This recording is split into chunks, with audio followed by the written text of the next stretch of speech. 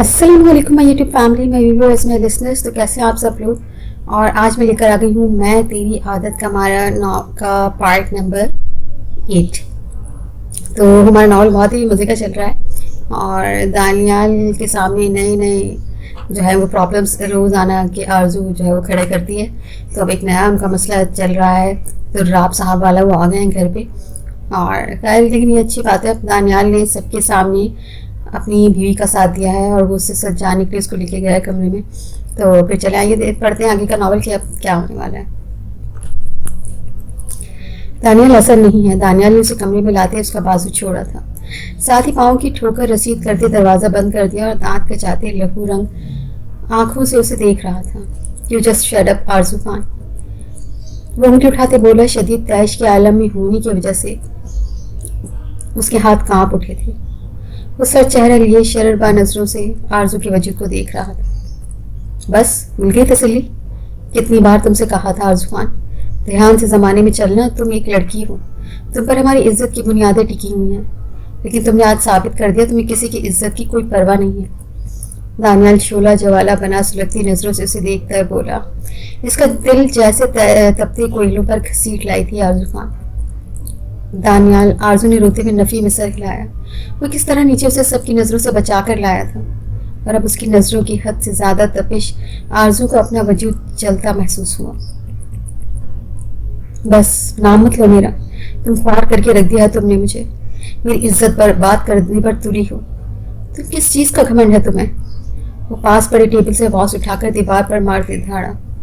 आरजू ने खौफ से सहमते कानों पर हाथ रख लिए थे। जवाब दो मुझे, मोहब्बत करती हो तुम मुझसे।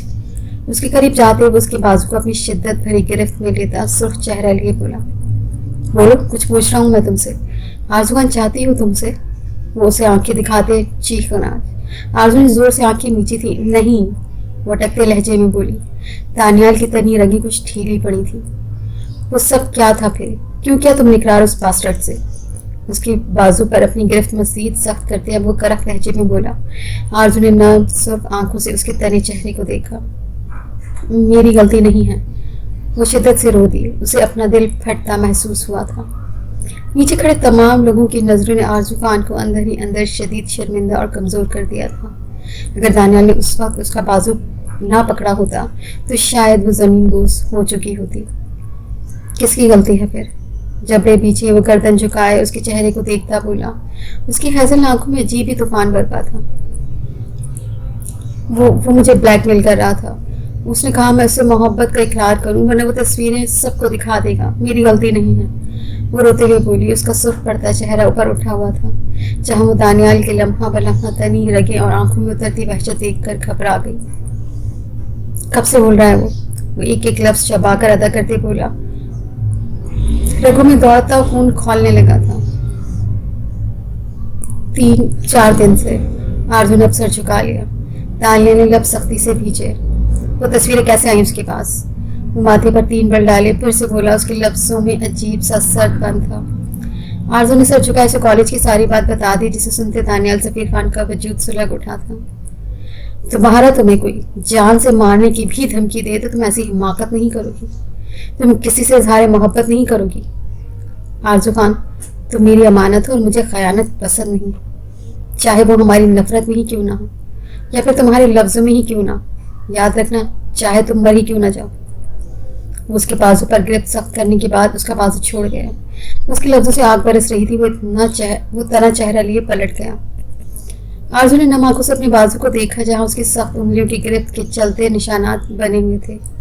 आरजू को वो हिस्सा तपता हुआ महसूस हुआ। वो बुरी तरह लब काट गई थी।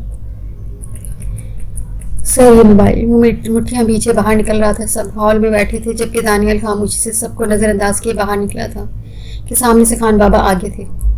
खान बाबा, वो लड़का कहाँ है। लहू टपकाती नजरों ने खान बाबा को देखते सवाल किया। दानियाल को इस कदर शदीद गुस्से में देख वो खामोश हो गए थे। वो एनेक्सी में है, खान बाबा ने सर झुकाए कहा और मोबाइल उसकी जानिब बढ़ा दिया। दानियाल ने खामोशी से मोबाइल पकड़ा था। एनेक्सी घर की दूसरी साइड पर थी, जहाँ खान बाबा रहते थे। पानी, वो कमरे में दाखिल हुआ तो उस लड़के की कराहनी की आवाज़ आ रही थी। दानियाल भी खामोशी से उसके पास खड़ा हो गया। इसे ओपन करो। इसका मोबाइल उसकी जानिब बढ़ाते हुए सपाट अंदाज में बोला। तो रात ने बामुश्किल सर उठाकर उसे देखा। मुझे जाने दो, वो अटकते लहजे में बोला। दानियाल की मार ने उसे कमजोर कर दिया था। मैंने कहा इसे ओपन करो, वरना। वो वहशत से उसे देखते बात अधूरी छोड़ गया। तो रात ने मुश्किल से मोबाइल पकड़ते मोबाइल ओपन कर दिया था, लेकिन वो नहीं जानता था कि उसने अपने लिए कितनी बड़ी मुश्किल खड़ी कर ली थी। दानियाल ने व्हाट्सएप में जाते आरजू का नंबर देखते चैट ओपन की, और एक बार फिर दानियाल का दिमाग घुमा था। उसके मैसेजेस पढ़ते दानियाल ने खूनखार नजरों से उसे देखा। दानियाल ने गुस्से से मोबाइल जमीन पर फेंकते उस पर कई बार अपनी कीमती जूते रखे उसे तोड़ दिया था। खान बाबा दरवाज़ा बंद कर दें। वो रोजाना बैठे बोला। खान बाबा ने खामोशी से दरवाज़ा बंद किया था। दानियाल ने पॉकेट से रुमाल निकाला। जाने दो मुझे, दुराब उसके तेवर देखते सहमते बोला। क्यों किया ये सब? एक बार फिर सर्द लहजे में बोला। बस अच्छी लगी थी वो मुझे नहीं पता था वो शादीशुदा है। दुराब जमीन पर पीछे की जानिब खिसका। उसमें इतनी सख्त नहीं थी कि वो उठ सके। दुराब खान हमेशा से यही करता आया था, अपने दोस्तों से शर्त लगाना, लड़कियों को मोहब्बत के झांसे में लेना, फिर इन्हें ब्लैकमेल करना। लेकिन इस बार वो बहुत बुरी तरह फंस गया था। मुझे इससे पहले वो कुछ बोलता, दानियाल ने उसके मुंह पर अपना रुमाल बांध दिया था। वो अब जमीन पर बैठे खूनख्वार मगर सर्द नजरों से उसे देख रहा था। अगर वो मेरी बीवी ना भी होती तब भी वो हमारे घर की इज्जत होती। तेरी हिम्मत कैसे हुई उसकी तरफ देखने की, उसे मिलने बुलवाने की? कलेस इंसान। दानियाल ने उसके बाल आगे से मुट्ठी में जकड़कर खींचे थे।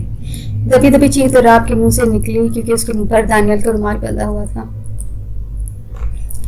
खान बाबा। दानियाल ने खान बाबा के बाद दूसरी नजर एक कोने पर डाली। दुराब नफी में सर हिला रहा था। खान बाबा ने उसे एक रॉड दी थी, जिससे दानियाल ने बुरी तरह दुराब के बाजू पर मारते उसका बाजू तकरीबन तोड़ ही दिया था।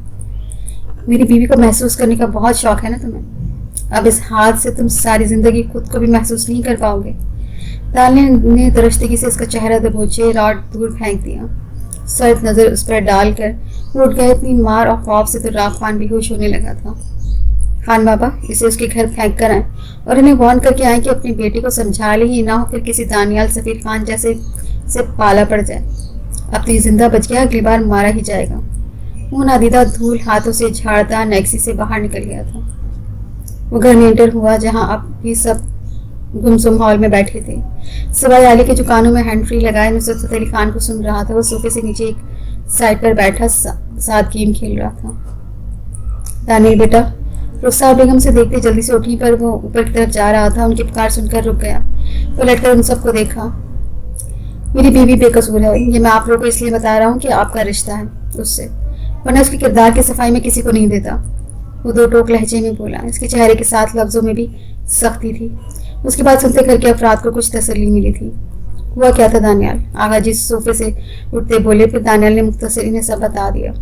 सब लोगों ने सुकून की सांस ली थी। मर्द सुकून से अब अपने अपने काम पर रवाना हुए और घर की खवातीन अपने काम पर, जबकि रुखसार बेगम का इरादा आरजू से बात करके उसे समझाने का था। वो रूम में आया तो आरजू सोफे पर सर झुकाए बैठी न जाने जमीन पर क्या तलाश कर रही थी। दानियाल ने एक तीखी नजर उस पर डाली और अलमारी की तरफ बढ़ गया। वो फ्रेश होना चाहता था, सीने में आग सी भड़क रही थी।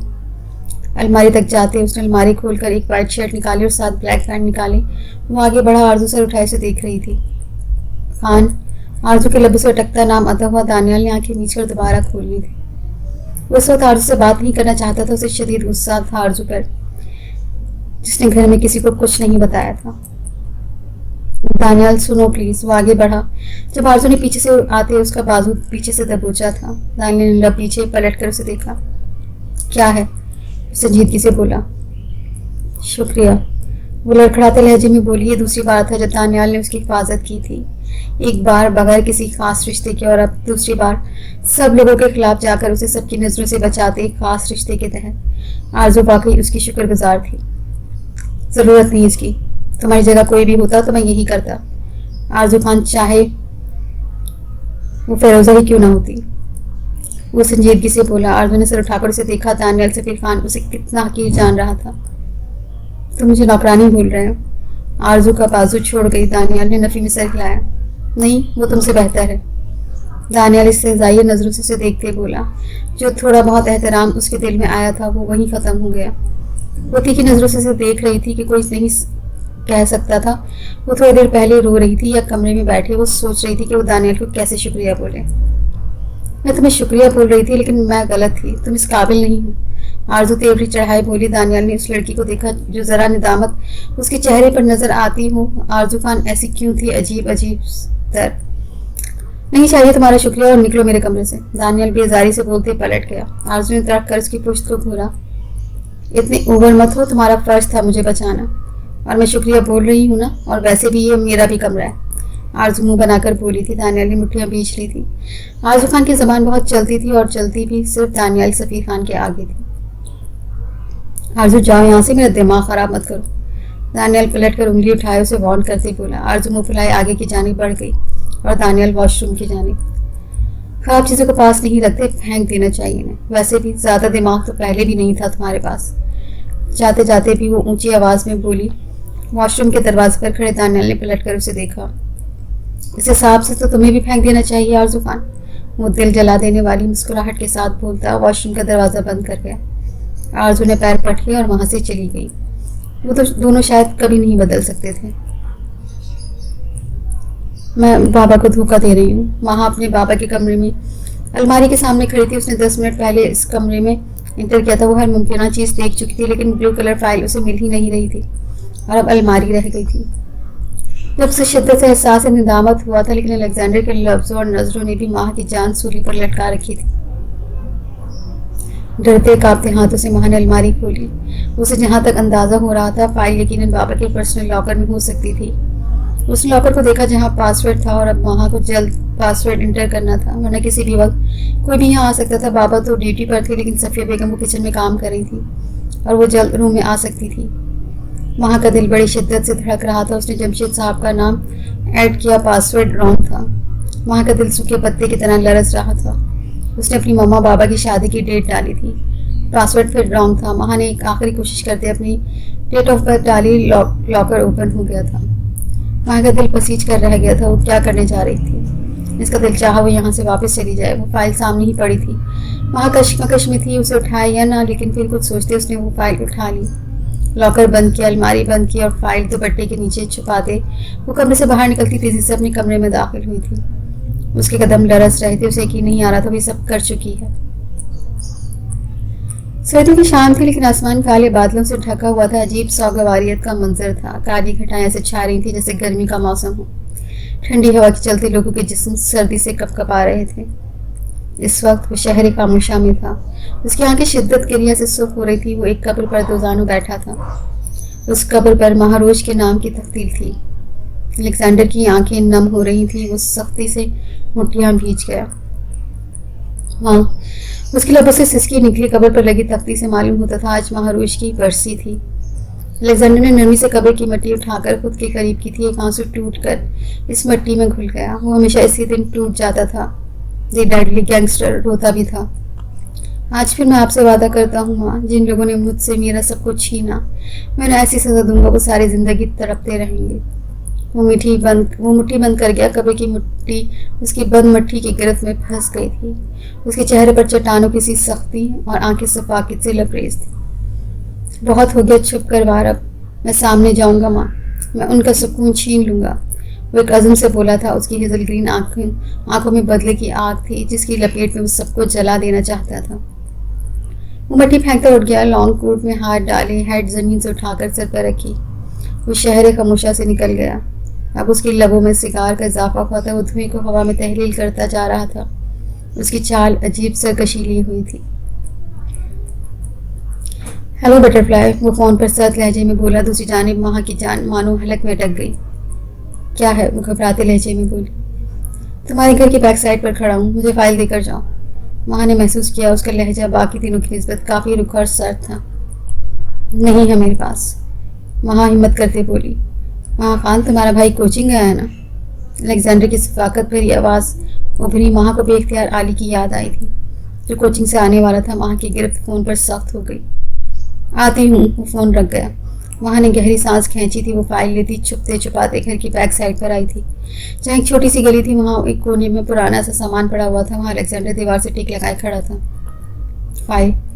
वहाँ कदम आगे बढ़ाते उसके करीब पहुँच गई थी। अलेक्जेंडर ने कहते हाथ आगे बढ़ाया। मेरी एक शर्त है, मैं फिर फाइल दूंगी। वहाँ हिम्मत करते बोली, लेकिन फिर भी अलेक्जेंडर को देखते उसका लहजा लड़खड़ाया गया। ऊपर से उसकी ब्लैक कपड़ों में आना, वहाँ ने कभी उसके कपड़ों में कोई और रंग नहीं देखा था, यहाँ तक कि उसकी घड़ी भी ब्लैक कलर की थी। तुम इस कंडीशन में हो महाकान कि तुम मुझे शर्त का बोल रही हो? मुझे यानी गैंगस्टर को? बहुत हिम्मत है तुम्हें। अब दीवार से टेक छोड़ चुका था, वहाँ कदम पीछे हुई। अलेक्जेंडर ने सर उठाकर देखा, वहाँ ने उसके होंठ देखे, हेजल ग्रीन आंखें हेड के पीछे छुपी हुई थी। हाँ, वहाँ फिर से बोली। अलेक्जेंडर ने पाँव क्रॉस करते वापस दीवार से टेक लगा ली। बोलो, सत महरी से बोला। वहाँ ने थूक निकला। मैं फाइल तुम्हें दे दूंगी, इसके बदले तुम्हें मुझे इस रिश्ते से आज़ाद करना होगा, मेरे घर वालों से दूर रहना होगा। वहाँ फाइल पीछे करते बोली। अलेक्जेंडर ने तेवरी चढ़ाते इसके लबों पर एक मुस्कुराहट उभरी। वहाँ ने नजरें चुरा ली। मुझे लगा तुम मुझसे इकरार मोहब्बत करने लगी हो। वो माहा की कमर में हाथ डाले उसे झटके से अपनी जानिब करते बोला। फाइल माहा के हाथों से छूटकर जमीन पर गिर गई। इस अचानक हफ्तात पर माहा उसके सीने से लग गई, हाथ उसके कंधों पर चले गए थे। छोड़ो मुझे, तुम्हारी गलतफहमी है ये, मुझे नहीं रहना तुम्हारे साथ। वहाँ इस मरतबा चीखी थी और उसे एकदम अपनी कमर पर अलेक्जेंडर की उंगली अंदर तक धंसती महसूस हुई। छोड़ दूंगा तुम्हें मौत देकर। अलेक्जेंडर ने कोट की जेब से रिवॉल्वर निकालते वहाँ की कनपट्टी पर रखा। वहाँ की आंखें हैरत से फैल गई। तुम मुझे ऑर्डर नहीं दे सकती बटरफ्लाई, दोबारा ख्याल रखना वरना जान से जाओगी इस वक्त। मेरा दिमाग खराब मत करो, बहुत जल्द तुम्हें छोड़ दूंगा, फिर मेरा काम पूरा होने के बाद। वो रिवॉल्वर वापस कोट में रखते बोला, क्योंकि वहाँ उसे काफ़ी ज़्यादा डर चुकी थी। उसके हाथों की गिरफ्त अलेक्जेंडर की कंधों पर सख्त हो गई। मैं बाबा को बता दूंगी। माँ को अपने गले में आंसू का फंदा अटकता महसूस हुआ। फिर तो शायद तुम्हें मुझसे कोई नहीं बचा सकेगा। वो इसकी जानिब झुक कर बोला। माँ ने पीछे होने की कोशिश की थी, लेकिन कमर पर अब भी अलेक्जेंडर की गिरफ्त थी। क्यों कर रहा है ये सब? माँ धीमे लहजे में बोली। उसे अब यहाँ अकेले डर लगने लगा था, ऊपर से उसकी धड़कनें मुकाबले की वजह से तेज हो रही थी। ये सोचना तुम्हारा काम नहीं है बटरफ्लाई, बीवी बनकर रहो, बॉस मत बनो। वो नरमी से उसके गाल को लबों से मिस करता। माँ के दिल में सनसनी सी उठी थी। हमेशा उससे कतराना चाहती थी और वो शख्स हमेशा उस पर हावी हो जाता था। माँ ने आंखें मीच ली थी, दिल तेजी से धड़क गया। उसे लगा जैसे उसका खुद का दिल उसकी जानिब खिंचा चला जा रहा हो। तुम बर्बादी की तरफ चल पड़ी हो माँ खान, अपने दिल से पूछ लो। मेरे लम्स पर तुम्हारी धड़कनें तेज हो रही थी और तुम्हारे चेहरे पर सुकून की लकीरें। वो साइड स्माइल लबों पर सजाए बोला। माँ ने आंखें खोलकर उसे देखा। उसके मुस्कुराने से उसके गाल का गढ़ा वाज़ेह हो गया था। वहाँ के दिल में तूफान सा बरपा था। वो बेबसी से लब काट दी गई। अलेक्जेंडर की बात सच थी। ऐसा नहीं है, मुनाफी में सर हिलाते जैसे खुद को इनकार कर रही थी, समझा रही थी ऐसा कुछ भी नहीं है। अलेक्जेंडर ने उसकी कमर पर से गिरफ्त ढीली कर दी। वहाँ फौरन दूर हुई। अलेक्जेंडर ने नीचे से फाइल उठा ली। मैं कुछ लोग को मारने जा रहा हूँ, मैं शायद बहुत देर बाद लौटूंगा, लेकिन हाँ, अगर तुम मुझे मिस करो तो मुझे कॉल करना, मैं आ जाऊँगा। वहाँ के निचले होंठ को अंगूठे से सहलाते हुए आंखों में नफरत की चमक लिए बोला, जैसे महाकान ने नहीं देखा था। उसके लम्स पर माह की बैकबोन में सरसराहट सी दौड़ गई। वो पलटा और दीवार पर लांग गया, बल्कि किसी माहिर जिम्नास्टिक की तरह माह वहीं खड़ी रही थी। उसकी खुशबू माह के असाब पर सवार थी, इन्हें मफलूज कर रही थी। आरजू, बात सुनो मेरी। रुखसार बेगम उसके कमरे में इंटर करती बोली। आरजू ने इन्हें देखते खफी से रुख मोड़ लिया। मुझे बात नहीं करनी मम्मा आपसे, आरजू मुंह फुलाकर बोली थी। रुखसार बेगम ने उसके पास जाती ही बैठ गई। आरजू, मेरी बात तो सुनो, मेरी प्यारी बेटी हो ना, वो मोहब्बत से बोली। आरजू की आंखें नम हुई थी। कैसे उसकी माँ उस पर यकीन नहीं किया था, जिससे यकीन की तवक्का नहीं थी। वो सबके सामने उसके लिए हर किसी से लड़ गया था। वो सब देखकर मुझे शौक लगा था। अच्छा इधर देखो। रुखसार बेगम उसका हाथ पकड़े बोली। आरजू ने अभी भी मुंह बनाया हुआ था। देखा दानियल कितना अच्छा है बेटा, रुखसार बेगम मोहब्बत से बोली थी। आरजू ने नजरें उनके चेहरे पर जमाई। आप दानियल की तारीफ करने आई हैं मामा? उसका फर्ज था ये। आरजू दानियल की शुक्रगुजार तो थी, लेकिन वो मानने से इनकारी थी। तभी सुकून से बोली, और तुम्हारा कोई फर्ज नहीं है आरजू? आखिर तुम मुझे बताओ, तुम्हें इन सब चीज़ों से रोक कर क्या गलत किया है उसने? देखो क्या हुआ आज, फिर भी वो तुम्हारी तरफ खड़ा रहा। रुखसार बेगम मोहब्बत से बोली थी। आरजू ने लब काटते माँ को देखा। तुम बीवी हो उसकी, समझो मेरी बात को। अगर ऐसा ही रवैया रखोगी तो दानियाल तुमसे दूर हो जाएगा। रुखसार बेगम उसके हाथों पर दबाव देती बोली थी। आरजू ने माँ को देखा। सच्ची मम्मा? उसकी आंखों में चमक उभरी। रुखसार बेगम ने हैरत से बेटी को देखा। वो लब बीच गई। ना जाने कब अकल आएगी आरजू खान को।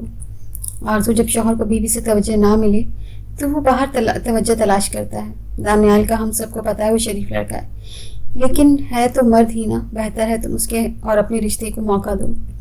रुखसार बेगम उसे आंखें दिखाती बोली। आरजू ने माँ को देखा, उसे अजीब सा महसूस हुआ था। क्या दानियाल उसके साथ ऐसा कुछ कर सकता था? मम्मा वो मैं आरजू बीबी, छोटे साहब कह रहे हैं इन्हें कॉफ़ी बनाकर देकर जाएं। रेजो दरवाजे पर खड़ी बोली थी। आरजू ने माँ को देखा। कुछ पल पहले जो बातें रुखसार बेगम ने कही वो उसके दिमाग में घूम रही थी, लेकिन अब दानियाल का ये ऑर्डर। देख ले मम्मा, नौकरानी समझ रहा है मुझे, आरजू मुँह बनाकर बोली थी। रुखसार बेगम ने माथा पीटा। उसे समझाना फजूल तरीन था। पागल लड़की, वो शौहर है तुम्हारा, उसका ख्याल रखना तुम्हारा फ़र्ज है। रुखसार बेगम ने उसे आंखें दिखाते कहा था। उठो जाओ, कॉफ़ी बनाकर देकर आओ उसे। रुखसार बेगम से बाजू से पकड़ते उठाते हुए बोली। आरजू नाना करती रह गई। उसे बेसाख्ता उस दिन की इंसल्ट याद आई थी जब वो बड़ी मुश्किल से दानियल के लिए कॉफ़ी बनाकर लेकर गई थी। मैं बनाती हूँ, तुम देकर आओ। आरजू बेजारी से खड़ी रही थी। रुखसार बेगम ने कॉफ़ी बनाई और उसे थमा दी। आरजू थर्ड फ्लोर के फर्स्ट रूम की तरफ बढ़ गई थी। दरवाजे के बाहर खड़े होकर उसने गहरा सांस भरते हुए था। हाँ परवशा, ओके ठीक है, कल मिलते हैं। दानियाल की पुश्त आरजू की तरफ थी, तभी वो उसे देख नहीं पाया था। दानियाल ने फ़ोन कान से हटाते टेबल पर रखा। जब वो पलटा तो आरजू कॉफ़ी लिए खड़ी थी और साथ ही तीखी नज़रों से दानियाल को घूर रही थी। लाओ। दानियाल ने कॉफ़ी उसके साथ हाथ से लेते टेबल पर रख दी। अलमारी की जानिब बढ़ते एक शर्ट निकालकर सोफे पर रखी। अपना सामान शाम तक यहाँ शिफ्ट कर देना। मैं जब दोबारा वापस ऑफिस से आऊँ तो तुम मुझे मेरे कमरे में मिलो और मेरी शर्ट प्रेस कर दो। दानियाल तेजी से बोला, साथ कॉफ़ी के घूंट भर रहा था। आरजू ने देवरी चढ़ाए उसे देखा। पलवशा कौन है? वो लब काटते बोली। ये इत्तेफाक ही था कि थोड़ी देर पहले रुखसार बेगम से समझा रही थी और अब दानियाल को किसी लड़की से बात करते आरजू ने सुन लिया था। शर्ट प्रेस कर दो। इसकी बात को सिरे से इग्नोर करते वो आखिरी घूंट भरते कप टेबल पर रखते बोला और वहाँ से वॉशरूम की जानिब बढ़ा। आरजू तेजी से उसके सामने आई थी। पलवशा कौन है? आपका चक्कर चल रहा है? आरजू सर ऊपर उठाई बोली थी और उसकी बात सुनते दानियाल सफ़ी खान के माथे पर सिलवटें उभरी। ये क्या बकवास कर रही हो तुम? वो तेरी चढ़ाकर बोला। आरजू ने उसके तनी चेहरे को देखा। कौन है पलवशा? आरजू खान फिर से बोली। इसके लहजे में बेचैनी थी। दानियाल ने आंखें छोटी करते उसे घूरा। तुम बहुत ज़्यादा बोल रही हो अब आरजू, उंगली उठाकर बोला। आरजू का यूँ बोलना उसे पसंद नहीं आ रहा था। बताएं फिर कौन है वो? मैं बीवी हूँ आपकी। आरजू 2 कदम मजीद आगे बढ़ते बोली। दानियाल ने लब खींचते लिए। गर्लफ्रेंड है मेरी, आप मेरी शर्ट प्रेस करके दो। सीने पर बाजू बांधते आरजू खान की जलन से लुत्फानंदोज होते उस सुकून से बोला। आरजू ने उसके सुकून आमिज़ चेहरे को देखा। तो फिर उसी से शर्ट भी प्रेस करवा ले, नौकरानी नहीं हूँ मैं आपकी। आरजू करते दिल के साथ बोली। उसे सख्त गुस्सा आ रहा था दानियाल पर। अच्छा हुआ, जान छूट जाएगी। बीवी तो होना। सामने खड़ी छोटी सी आफत को देखते हुए बोला। तो नौकरानी नहीं हूँ जो शर्ट प्रेस करूँ, बीवी वाले काम दें। आरजू तड़क कर बोली थी। उफ खुदाया, क्यों मम्मा ने मेरे जहन में ऐसी बातें डाल दी। भाड़ में जाई, वो ये सोच कर रह गई। ठीक है, give me a deep lip किस। वो इसकी जानिब झुकते बोला। इसकी भारी आवाज़ और गर्म सांसों ने आरजू का चेहरा दहका दिया। वो आंखें फाड़े इसकी गौर अफशानी सुनने लगी थी। बीवी वाले काम करो, कंधे उचकाते वो लापरवाही से बोला। आरजू के हलक में गिल्टी सी उभरी। उसे कदम पीछे की जानिब किए। कर देती हूँ शर्ट प्रेस, लेकिन ये मत समझना मैं डर गई हूँ तुमसे। मैं सबको बताऊंगी तुम्हारी गर्लफ्रेंड है। मुझे नहीं आना तुम्हारे कमरे में कभी भी। उसकी आंखों में नमी तैर गई। वो उसके साइड से होती आगे बढ़ी थी। दानियाल ने दांतों तले लब दबाए। वो अब उसे कंट्रोल कर सकता था। नहीं डरती मुझसे? उसका बाजू जकड़े हुए उसे अपने सामने करते बोला।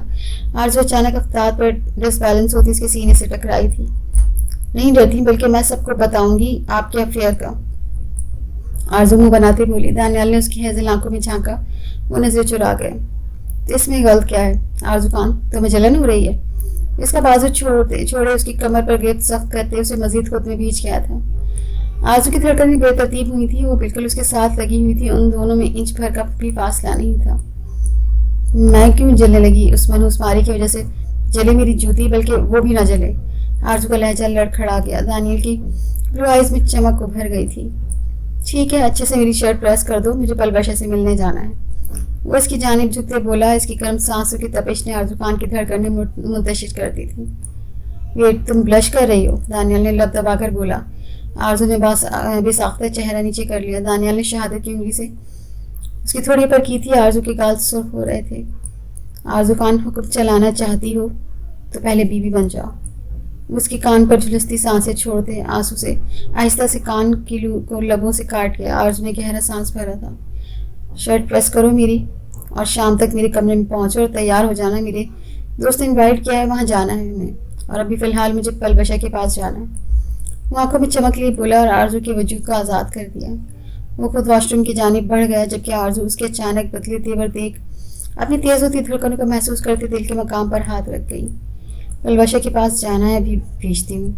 मुंह फुलाकर बोली। दानियाल की सारी प्रेस की और बगैर प्रेस किए शर्ट निकाल कर रख दी और चेंजिंग रूम में गई। स्त्री स्टैंड पर शर्ट रखी और स्त्री ऑन करते फुल पर कर दी। तकरीबन 15 मिनट बाद वो वॉशरूम से बाहर निकला। आरजू शर्ट दो। आरजू को कमरे में ना पाकर वो चेंजिंग रूम में आया, जहाँ वो स्त्री स्टैंड पर झुकी हुई थी। दानियाल ने उसकी पुरुष को देखा। आरजू शर्ट दो। हाथ आगे बढ़ाया। वो सुकून से बोला। ये जाने बगैर के अगली लम्हे उसका सुकून भारत होने वाला था। आरजू ने पलट कर उसे देखा। वो शर्ट लेस था। आरजू ने नजरें चुराई। शर्ट दो ना। दानियाल फिर से गोया हुआ। आरजू ने पीछे से शर्ट उठाकर उसके सामने की थी। दानियाल का मुंह खुल गया। शर्ट पर स्त्री का निशान था। शर्ट जली हुई थी। आरजू मासूमियत से उसे देख रही थी। दूसरी कर दो, दानियाल लपीच बोला। उसे शदीद गुस्सा आने लगा था। उसने एक अहम मीटिंग में जाना था। आरजू ने पीछे से दूसरी शर्ट उठाते आगे की, वो भी जली हुई थी। दानियाल जबड़े बीच गया। फिर पीछे से स्त्री स्टैंड से सारी शर्ट्स नीचे गिर गईं, जिन पर जगह जगह स्त्री से जलने के निशान थे। जिसे देखते दानियाल को सामने खड़ी 5 फुट 4 इंच की आफत पर कहर आ रहा था। ये तुमने क्या किया है? वो उसकी जानिब पड़ते सख्त लहजे में उसका बाजू दबोचते बोला था। गलती से हो गया, मुझे नहीं आते कपड़े प्रेस करने। आरजू खौफ से बोली, क्योंकि दानियाल के इतनी शदीद रिएक्शन पर उसे खौफ महसूस होने लगा था। तुमने जानबूझकर किया आरजू खान, बहुत पछताओगी तुम। तुम्हें आकर देख लूंगा। वो दांत पीसते बोला था। माथे पर सिलवटें रोनमा हुई। आरजू के गले में गिल्टी उभर कर मासूम हुई थी। वो तन फन करता बाहर निकला और फिर रूम से ही बाहर निकल गया।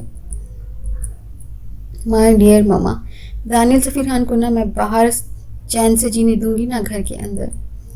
आरजू हाथ झाड़ते बाहर निकले और फिर उसके कमरे से बाहर निकल गई। बस अब शाम को कहीं गायब हो जाना था। अहमद, तुम कॉल क्यों पिक नहीं कर रहे थे?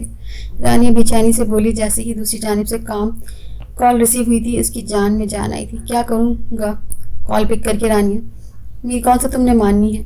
अहमद उदासी से बोला। रानिया को अपना दिल फटता हुआ महसूस हुआ। उसकी आंखों से आंसू जा रहे थे। अहमद, ऐसे क्यों बोल रहे हैं आप? वो रोते हुए बोली। दूसरी जानिब एक गहरी सांस खारिज हुई थी। तो मुझे ऐसा फील करवा रही हो रानिया कि मैं घर में हमारी शादी की बात करने वाला हूँ और तुम हो कि मुझसे मिलने भी नहीं आ रही। अहमद से छोते बोला। रानिया ने लब कुचले। देख लो, अब भी तुम खामोश हो गई हो तो फिर ठीक है, सब खत्म कर देते हैं। दूसरी जानिब अहमद की गुस्से से लबरेज आवाज़ उभरी। उसकी बात सुनते रानिया का दिल डूब का उभरा था। प्लीज़ अहमद, आप जानते हैं मैं कितनी मोहब्बत करती हूँ आपसे। मैं नहीं रह सकती आपके बगैर। मैं आ जाऊँगी मिलने। रानिया ने रोते हुए सिसकी थी। मेरी जान, तुम रो क्यों रही हो? चुप कर जाओ, तुम्हारे आंसू मुझे तकलीफ देते हैं। मोहब्बत में डूबी आवाज़ पर रानिया ने अपने आंसू साफ किए। उसकी बातें तपते सहरा में ठंडे मीठे पानी की झील के मुतरादिफ थी, सुकून बख्श। ठीक है, कल मुझसे मिलना, तुम्हारी यूनिट के बाहर, मैं तुम्हारा वेट करूँगा। अहमद मोहब्बत से भरे लहजे में बोला। रानिया ने जुकाम ज़्यादा सांस खींचते यूँ इस बात में सर हिलाया जैसे वो सामने हो। फोन कट गया। रानिया ने आंसू साफ किए। वो फेर रंगत की मालिक एक 21 साल लड़की थी जिसे अपने सीनियर अहमद से मोहब्बत थी। वो दोनों एक दूसरे से बेहद मोहब्बत करते थे। वहाँ प्लेट में चम्मच हिला रही थी। वो गहरी सोच में डूबी हुई थी जब जमशेद साहब की आवाज़ उभरी। वहाँ ने चौंक बाप को देखा। इसका दिल ख्वाब के साए तले धड़का था। जी बाबा, वो धीमे लहजे में बोली। एकदम ठंडे पसीने आने लगे थे उसे, जैसे कि उसकी चोरी पकड़ी गई हो।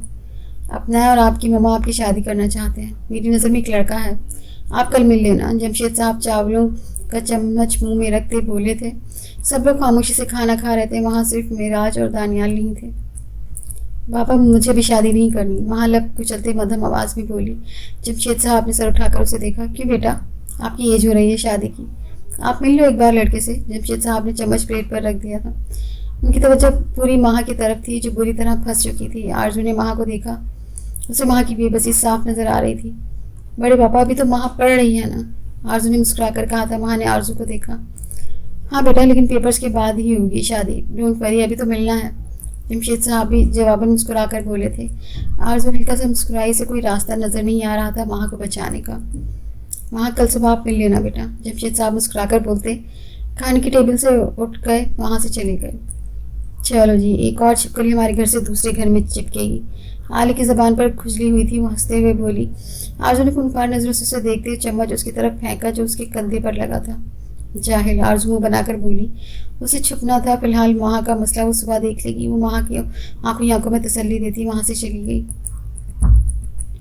पैकिंग हो गई? आयशा को देखते हुए उजलत में बोला। आयशा सोफे पर बैठी थी। मिराज लबदबा गया। ऐसे मुंह बनाकर क्यों बैठी हो यार? कौन सा हमेशा के लिए जा रहा हूँ? मिराज सोफे पर बैठते उसका रुख अपनी जानिब करते बोला। आयशा ने आंसू से लबरेज आंखों से देखा। 1 हफ्ते के लिए जा रहा हूँ मैं, बहुत अहम मीटिंग है, जाना पड़ेगा। ऐसे भेजोगी मुझे? मिराज उसका चेहरा हाथों के प्यालों में भरता दोनों अंगूठे से इसकी आंखें साफ करता गया। वैसे भी तुम्हारे फाइनल है ना, अपनी पढ़ाई पर फोकस करो, उसके बाद मुझे तुम्हें भी पढ़ना है। वो गंभीर लहजे में बोलता उसकी पेशानी पर मोहब्बत से लब रख गया। आयशा ने धड़कते दिल के साथ आंखें बंद की। आई विल मिस यू, इसके गाल पर लब रखते वो भारी लहजे में बोला था। आयशा के चेहरे पर गुलाल बिखरा। आपकी पैकिंग? आयशा अलमारी की तरफ इशारा करते बोली। मिराज इस पर हावी हुआ था। छोड़ो पैकिंग, मैं ऐसे ही चला जाऊंगा। वो सिराही से उसके बालों में अपने मजबूत हाथ फंसाते उसकी सांसें खुद में उलझा गया। आयशा को अपनी धड़कनें कानों में सुनाई दे रही थी, जबकि मिराज मुकम्मल होश खोता उसकी गर्दन पर लब रख गया। मिराज, आयशा धीमे अटकते लहजे में बोली। उसने सर उठाकर उसे देखा, आईब्रो झुकाया। पैकिंग कर देती हूँ। आयशा ने उसके कंधे पर हाथ रखते उसे साइड करना चाहा। वो लब दबाते साइड पर हुआ था। आयशा शर्म के मारे नजरें झुकाती वहाँ से हट गई, जबकि वो मजे से सोफे पर बैठे उसकी पुश्त को घूर रहा था। तुम्हारी दोस्त ने सुबह क्या किया था? आयशा के दानियाल मुझसे शर्ट लेकर गया। मिराज को एकदम याद आया था। आयशा ने पलटकर उसे देखते अपना कहका रोका। सुबह दानियाल कमरे से निकलता मिराज के पास आया था। वो जल्दी में था, इसलिए मिराज कुछ पूछ नहीं पाया था। आरज़ू ने कानवीर की सारी शर्ट जला दी थी। आयशा लब दबाए बोली। मिराज का कहका गूंजा, जिस पर आयशा भी धीरे से मुस्कुरा दी थी। बेचारा दानियाल। मिराज नफ़ी में सर हिला गया। उसे दानियाल पर तरस आ रहा था। आरज़ू दानियाल कह रहा था तैयार रहना, वो बस पहुंचने वाला है। नूर बेगम सीढ़ियाँ उतरती आरज़ू को देखते बोली। आरज़ू हल्का सा मुस्कुराकर इस बात में सर हिला गई। क्या मुसीबत है, अकेले चले जाए, एक वहाँ की टेंशन इसे सैर सपाटे सूझ रहे हैं। आरज़ू मुंह बनाकर बोली थी। वो मुंह बनाते बाहर निकल गई। लॉन में लगे दरख्तों के पास बैठते अब वो कोई प्लान सोच रही थी जिसके थ्रू वो माँ को बचा ले। आरज़ू खान करख्त सख्त आवाज़ पर आरज़ू ने चौंक कर दाएं तरफ देखा। अभी 15 मिनट हुए थे उसे वहाँ बैठे हुए। दानियल सख्त नज़रों से उसे देख रहा था। मैं कुछ बकवास करके गया था, रेडी क्यों नहीं हुई? दानियाल उसे घूरते बोला। आरज़ू ज़मीन पर से उठ गई। सुनिए जी, आप बकवास करते हैं? आरज़ू मासूमियत की इंतहा को पहुँचते बोली थी। दानियल लब बीच गया। ये लड़की से पागल करके छोड़ेगी। छड़प जाओ, रेडी हो जाओ, पहले ही लेट हो रहे हैं। दानियल चीखा था। आरज़ू डर से 2 कदम पीछे।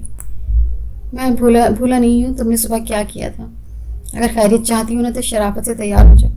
दानियल ने उंगली उठाए बोला। आरज़ू के गले में गिल्टी से उभरी के मासूम हुई। मेरे पास कपड़े नहीं हैं, उसने साफ झूठ बोला था। दानियल ने आगे बढ़ते उसका बाजू दबोचा और उसे अपने साथ लेकर चलने लगा था। आरज़ू मुंह बनाए उसके साथ चल रही थी। दानियल ऊपर जाते उसके कमरे की तरफ गया। जहाँ तक उसने आरज़ू को जाना था, उसने अभी तक अपना सामान भी दानियल के रूम में शिफ्ट नहीं किया होगा। ये क्या है फिर? दानियल ने अलमारी के पट खोल दिए, उसकी कलाई को आज़ाद किया। वो अब उसे गुस्से से घूर रहा था।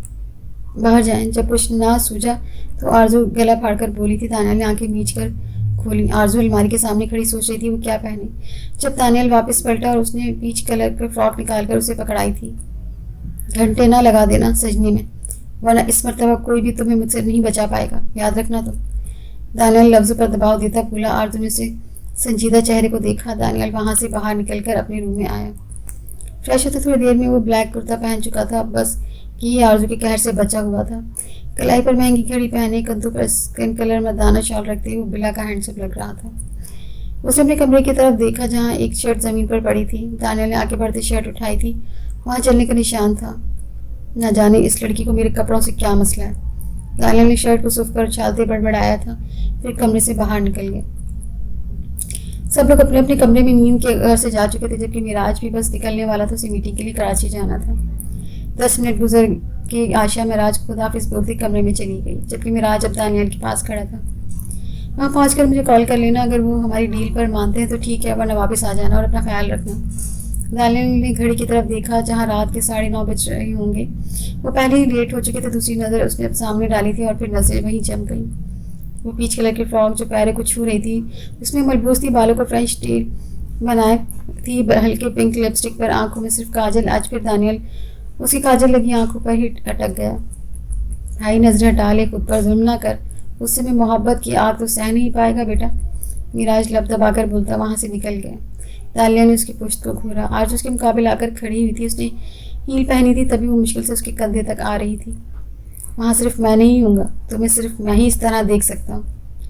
उसकी हज़ल आंखों में देखते दानियाल ने अपने कंधे पर डाली शाल उतार कर आरजू के कंधों पर डाल दी। आरजू ने आंखें उठाकर देखा। वो दानियाल सफ़ीर खान को चारों शाने चित कर सकती थी, लेकिन दानियाल सफ़ीर खान ऐसा हरगिज़ नहीं चाहता था। उसके चुने के रंगों में वो बहुत निखरी लग रही थी। काश उन दोनों में बदले की रस्में ना होती तो दानियाल सफ़ीर खान उसके हर नुकुश को छू कर दिल को करार बख्श लेता। चले, आरजू से देखते बोली। दानियाल ने इस बात में सर हिलाता आगे की जानी पड़ गया। वैसे जी भर कर ताड़ने के बाद माशाल्लाह भी बोल देते हैं। वो पोर्च में इंटर होते तो आरजू उसकी खुद पर जमी नज़रों पर चोट करते बोली थी। दानियाल ने पलट कर उसे देखा। वो चमकती आंखों से उसे देख रही थी। मुझे तुम्हें ताड़ने की कोई ज़रूरत नहीं, और आरजू खान, मैं अपनी चीज़ों को जब चाहे देख सकता हूँ। वो एक कदम उसकी जानिब बढ़ते बोला। आरजू पीछे की जानिब कदम ले गई, लेकिन हील की वजह से वो अचानक डिसबैलेंस हुई। गिरने ही लगी थी कि जब दानियाल ने उसकी कमर में हाथ डालते उसे अपनी जानिब खींचा। वो सीधे उसके सीने से टकरा गई थी। दानियाल ने आईब्रो झुकाकर उसे देखा, जैसे कह रहा हो देख लो, हर बार मैं ही बचाता हूँ तुम्हें। और रही बात माशाल्लाह की, तो मेरा माशाल्लाह तुम्हें पसंद नहीं आएगा। खामाखा तुम मुझे जाहिल से बेशरम पर शिफ्ट कर दोगी। वो मदम लहजे में बोला। आरजू नजर चुरा गई। दानियाल ने उसके वजूद को आज़ाद किया था। गाड़ी का दरवाज़ा खोले उसने फिर से पलटकर आरजू को देखा। वैसे भी माशाल्लाह मैं सुबह किसी को बोल चुका हूँ। वो दिल जलाती मुस्कुराहट समीत बोला। आरजू खान तब गई। दानियाल ड्राइविंग सीट पर बैठ गया और आरजू चढ़ते हुए उसके साथ बैठ गई। तुम अफेयर चलाते हो, तुम्हारा साथ मेरा गुजारा नहीं हो सकता, आरजू मुंह बनाते बोली। दानियाल ने गाड़ी स्टार्ट करते घर से बाहर निकाल ली थी। मेरे सिवा तुम्हें कोई झेल भी नहीं सकता। वो सामने सड़क पर नजरें जमाई बोला। आरजू ने दांत पीसते उसे देखा। जाहिल, वो मुंह में बड़बड़ाई थी, बददिमाग लड़की। दानियाल जरा ऊंची आवाज में बोला। आरजू ने कोई भी जवाब ना देते नजरें शीशे के बाहर रख ली।